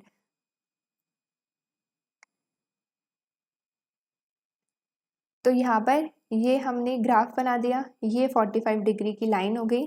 अब यहाँ पर ये 45 डिग्री की लाइन है। अब यहाँ पर हम क्या ले रहे हैं कि हमारा जो एडी है वो स्टीपर है, तो स्टीपर मैंने कुछ इस तरीके से बना दिया। दूसरा मैंने बना दिया कि वो फ्लैटर है, तो वो मैंने थोड़ा ग्रीन से बना दिया। अब इनके इंटरसेक्शन पॉइंट्स को अगर हम देखें तो यहाँ पे मैंने एक इंटरसेक्शन पॉइंट बना दिया और यहाँ पे इंटरसेक्शन पॉइंट। तो मैं क्या देख रही हूँ कि किस में मेरा जो वाई है वो ज़्यादा है, तो ऑब्वियसली जो कर्व मेरा स्टीपर है, यहाँ पर जो स्टीपर है या फिर हम बोल सकते हैं जिसका एमपीसी हायर है, उसमें मुझे ज़्यादा लेवल ऑफ आउटपुट जो है रिसीव हो रहा है। मेरा जो इक्विलिब्रियम लेवल ऑफ आउटपुट है वो इसमें ज़्यादा है। इस सिचुएशन में मेरा इक्विलिब्रियम लेवल ऑफ आउटपुट ज़्यादा है as compared to green one. ग्रीन वाले में जिसमें मेरा फ्लैटर था उसमें मेरा इक्विलिब्रियम लेवल ऑफ आउटपुट भी कम है और मेरा एमपीसी जो है लो है, इसलिए लो है या फिर लोअर है या फिर कम है। तो यहाँ पर हम देख सकते हैं कि जिस केस में मेरा स्टीपर होगा या फिर सॉरी जिस केस में एमपीसी हायर होगा उस केस में हम हायर लेवल ऑफ आउटपुट जो है अचीव करते हैं, ग्राफिकली भी देख सकते हैं। उसके बाद अगर हम पॉइंट बी की बात करें तो पॉइंट बी तो बहुत सिंपल है। अगर हम इसका ग्राफ बनाते हैं, यहाँ पे अगेन पॉइंट बी में हम दो सिचुएशन ले लेते हैं जिसमें मैं दिखा देती हूँ हायर ए बार और एक जिसमें हमारी ए बार की जो वैल्यू है वो लोअर हो। तो यहाँ पर अगर हम इसको ग्राफिकली रिप्रेजेंट करें तो इसका कर्व हम ऐसे ले लेते हैं, इसका ग्राफ रेड में। अब यहाँ पर ये मेरी 45 डिग्री की लाइन हो गई अगेन, एक सेकेंड, ये मेरी 45 डिग्री की लाइन हो गई अगेन। अब यहाँ पर अगर हम बात करते हैं लोअर ए बार की, तो हमारा जो ए बार है अगर वो लोअर है तो मैं उसे ऐसे बना देती हूँ। अगर वो हायर है तो मतलब कि यहाँ पर कुछ नहीं होगा, स्लोप तो सेम ही रहेगा दोनों हमारी इक्वेशन का, तो पैरेलल शिफ्ट आना है। लेकिन हायर है तो वो उससे बस ऊपर बनेगा। तो यहाँ पर मैंने इसको पैरेलल पैरेलल ड्रॉ कर दिया, थोड़ा पैरेलल है नहीं बट यस पैरेलल ड्रॉ कर दिया। अब यहाँ पर इस केस में हम देख रहे हैं ब्लू केस में जिसमें हायर है, उस केस में मेरा यहाँ पर इक्विलिब्रियम है और यहाँ पे मेरा जो लेवल ऑफ आउटपुट है वो भी ज़्यादा है। और अगर हम बात करें लोअर ए बार की तो उस केस में मेरा जो लेवल ऑफ आउटपुट है वो भी कम है। तो यहाँ पर हम इस सेम सिचुएशन को जो ये हमने दोनों चीज़ें हैं इस इक्वेशन में भी देख सकते हैं और हम इन्हें ग्राफिकली भी प्रेजेंट कर सकते हैं कि किस तरीके से हम इन्हें प्रूफ करें।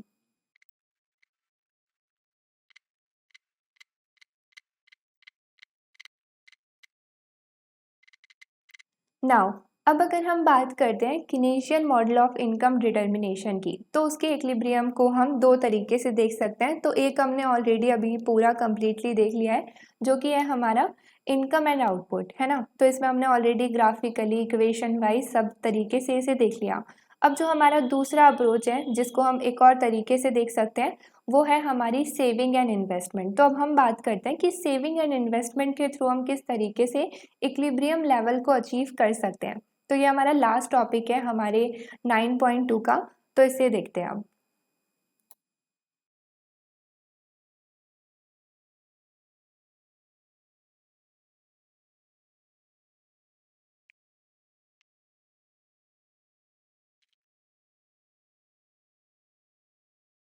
तो अगर हम बात करते हैं सेविंग एंड इन्वेस्टमेंट अप्रोच की, तो इस केस में बेसिकली क्या बोला जाता है कि अगर हमारे इक्विलिब्रियम पर y is equal to A D है तो उसी सेम इक्विलिब्रियम पर हमारा s is equal to planned I भी हो सकता है। मतलब कि अगर हमारे जो आउटपुट प्रोड्यूस हो रहे हैं वो एग्जैक्टली इक्वल है हमारे आउटपुट जो डिमांड किए जा रहे हैं इकोनॉमी के अंदर, तो उस सिचुएशन में हमारी जो सेविंग है इकोनॉमी के अंदर वो हमारी प्लान्ड इन्वेस्टमेंट के एग्जैक्टली इक्वल होगी। अब इस सेम सिचुएशन को जो ये बोल रहे हैं इसको हम प्रूव करेंगे दो वे से। यहाँ पर दो डिफरेंट वे से। तो हमारी फर्स्ट वे को हम देखते हैं। यहाँ पर हम बात करते हैं अपनी फर्स्ट वे की। तो अगर हम बात करते हैं फर्स्ट वे की, तो हम लेकर चल रहे हैं कि इसमें अगेन कोई गवर्नमेंट सेक्टर नहीं है, और यहाँ पर हम लेकर चल रहे हैं कि हमारी क्लोज्ड इकोनॉमी है। तो यहाँ पर हम लेकर चल रहे हैं कि कोई गवर्नमेंट सेक्टर नहीं है और हमारी क्लोज्ड इकोनॉमी है। दैट मीन्स कि इस केस में हमारा जी ज़ीरो है एंड अगेन हमारा जो NX है वो भी ज़ीरो है, जैसे हमने पहले भी देखा था। तो यहाँ पर इस सिचुएशन में अगर हम अपने AD को कैलकुलेट करते हैं तो AD हमारा क्या हो जाएगा, कंजम्पशन प्लस इन्वेस्टमेंट की डिमांड, और हमारा G और NX तो ज़ीरो है। फिर अगर हम बात करते हैं Y की, तो Y को हम लिख सकते हैं कंजम्पशन प्लस सेविंग, क्योंकि Y जो हमारी इनकम है या तो हम उससे कंजम्पशन करते हैं या फिर सेविंग करते हैं। Y का कुछ प्रपोर्शन हम कंज्यूम करते हैं, बाकी सेव करते हैं। तो हमारा कंजम्पशन प्लस सेविंग हमारा ऑलवेज Y होता है। अब यहाँ पर इन दोनों इक्वेशन को यूज़ कर कर अगर हम अपनी इक्विलिब्रियम कंडीशन को फुलफिल करें, Y is equal to AD, तो यहाँ पर हमारा इस तरीके से कुछ आ जाएगा। यहाँ पर हम सिंपली देख सकते हैं कि हमारा जो C है उससे C कैंसिल आउट हो रहा है, तो we are left with saving is equal to हमारा प्लान्ड इन्वेस्टमेंट। यहाँ पर saving is equal to planned investment. अब हम इस सेम चीज़ को ग्राफिकली भी रिप्रेजेंट कर सकते हैं। अगर हम बात करते हैं ग्राफ की, तो यहाँ पर ये हमारा 45 डिग्री लाइन हो गया। उसके बाद हम बात करते हैं, ये मेरा कंजम्पशन का कर्व हो गया, और इसी के पैरेलल मेरा AD का कर्व होगा जो इसके अबव बनता है। यहाँ पर मैंने ये ले लिया AD का कर्व, इसके पैरेलल ये हो गया। तो यहाँ पे लेट सपोज कि ये पैरेलल है, ओके ये पैरेलल है फाइनली। तो यहाँ पर अगर मैं इसको एक बार लेबल कर देती हूँ,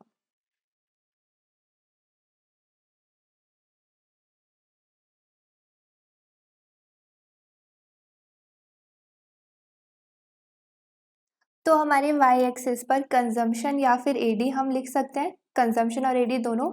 यहाँ पर हम आउटपुट या फिर इनकम रिप्रेजेंट कर सकते हैं, जो कि Y करता है। अब यहाँ पर हम क्या देख रहे हैं बेसिकली, कि यहाँ पे क्या हो रहा है कि अगर हम इक्विलिब्रियम कंडीशन की बात करें, तो यहाँ पे हमारा इक्विलिब्रियम कंडीशन है जहाँ पर हमारा AD 45 डिग्री से एग्जैक्टली इक्वल है। तो ये हमारी इक्विलिब्रियम लेवल ऑफ आउटपुट या फिर इनकम हो गया, और यहाँ पर ये हमारा AD हो गया। अब इसमें हम बेसिकली इस सेम चीज़ को इनकम एंड इन्वेस्टमेंट के थ्रू कैसे देखें इक्विलिब्रियम पॉइंट को। तो हम क्या देख रहे हैं इस सिचुएशन में, जहाँ पर अगर हम बात करते हैं लेट सपोज पहले AD एंड C की, तो यहाँ पे अगर हम बात करते हैं AD एंड C की, एक सेकेंड, तो यहाँ पर अगर हम बात करते हैं AD और हमारे C की, तो इन दोनों की जो इक्वेशन है, लेट सपोज ये इक्वेशन, और अगर हम बात करें इस इक्वेशन की, तो हम क्या देख रहे हैं कि इन दोनों के बीच में जो डिफरेंस है वो किस चीज़ का है, इन्वेस्टमेंट का। तो यहाँ पर दोनों का स्लोप सेम है, इसलिए ये पैरेलल है दोनों लाइंस, और यहाँ पर इन दोनों का जो ये गैप है, क्योंकि इन दोनों का जो ये डिफरेंस है वो क्या है, इन्वेस्टमेंट। यहाँ पर मैं इसको I लिख देती हूँ, इन्वेस्टमेंट है ना। पहली चीज़ ये क्लियर है। उसके बाद अगर हम बात करें आउटपुट की, ये हमारा जो आउटपुट है, तो यहाँ पर ये हमारा जो आउटपुट है ये हमारी इनकम भी है, और इनकम हमारा किस चीज़ का सम होती है, कंजम्पशन प्लस सेविंग का। तो यहाँ पर यहाँ तक तो जो ये कंजम्पशन से टच हो रहा है, मतलब ये पूरा जो नीचे का पोर्शन हो गया ये पूरा कंजम्पशन हो गया एक तरीके से, ये हमारा पूरा कंजम्पशन हो गया, और बाकी जो बचा हुआ है, ये जो बचा हुआ है अगेन ये क्या हो गया, हमारा सेविंग। तो अब इन दोनों इक्वेशन को हम अपने ग्राफ में यूज़ कर रहे हैं, तो हम देख रहे हैं अगेन जो इन दोनों का गैप है ये हमारी सेविंग को भी शो कर रहा है, और हमारा जो ये गैप है वो इन्वेस्टमेंट को भी शो कर रहा है। दैट मीन्स कि हमारी ग्राफिकली भी हम देख सकते हैं कि हमारी जो सेविंग है वो एग्जैक्टली इक्वल है हमारी प्लान्ड इन्वेस्टमेंट से। तो ये था हमारा फर्स्ट वे। अब अगर हम बात करें अपनी सेकेंड वे की, तो हमारी सेकेंड वे कैसी है, उसमें हम लेकर चलते हैं कि ना तो हमारा G ज़ीरो है और ना ही हमारा NX 0 है, क्योंकि इकोनॉमी के अंदर ऐसा नहीं होता है इन रियल लाइफ कि गवर्नमेंट सेक्टर ना हो या फिर हमारी क्लोज्ड इकोनॉमी हो। तो अगर हमारी ये 0 नहीं है तो ये भी कुछ ना कुछ डिमांड करेंगे। तो यहाँ पर इस सिचुएशन में हमारी जो एग्रीगेट डिमांड है उसमें चारों कंपोनेंट आएंगे, हमारा C plus I plus G plus हमारा NX, चारों इंक्लूडेड है। अब उसके बाद अगर हम बात करें Y की, तो Y पहले था हमारा कंजम्पशन प्लस सेविंग, जो हम कंज्यूम कर रहे हैं बाकी हम सेव कर रहे थे। बट अब इस सिचुएशन में हम गवर्नमेंट सेक्टर को लेकर आए हैं, तो गवर्नमेंट सेक्टर के साथ साथ टैक्स भी आ जाता है और ट्रांसफर्स भी आ जाते हैं, जैसे हमने बात करी थी पीछे। तो अब क्या होगा, जब हमारे टैक्स आ रहे हैं तो हम क्या देख रहे हैं कि अब हमारी कुछ इनकम का पोर्शन पहले तो हमारी कंजम्पशन में लग रहा था प्लस हमारा कुछ सेविंग में लग रहा था, और अब टैक्स आ गया तो अब हमारी इनकम का कुछ पोर्शन टैक्स में भी लगेगा।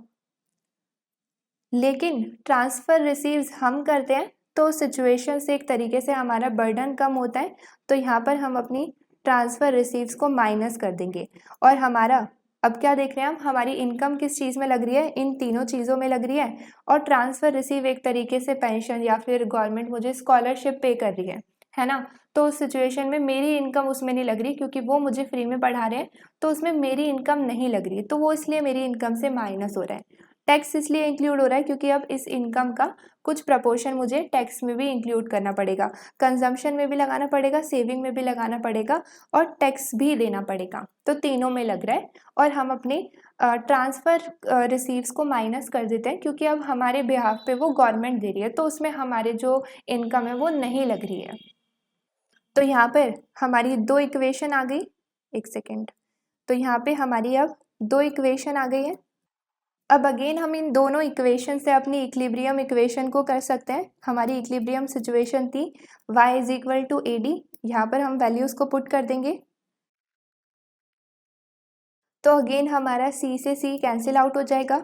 यहाँ पर अगर हम देखें तो हम अपनी इन्वेस्टमेंट को एक साइड कर देंगे और बाकी सारी चीज़ों को दूसरी साइड कर देंगे। तो यहाँ पर हमारा फॉर्मूला क्या बन जाएगा, हम अपने G को इस साइड ले आएंगे तो वो माइनस में आ जाएगा, माइनस हम अपने NX को भी क्योंकि इस साइड ले आए, तो ये हमारा इज इक्वल टू इन्वेस्टमेंट हो गया।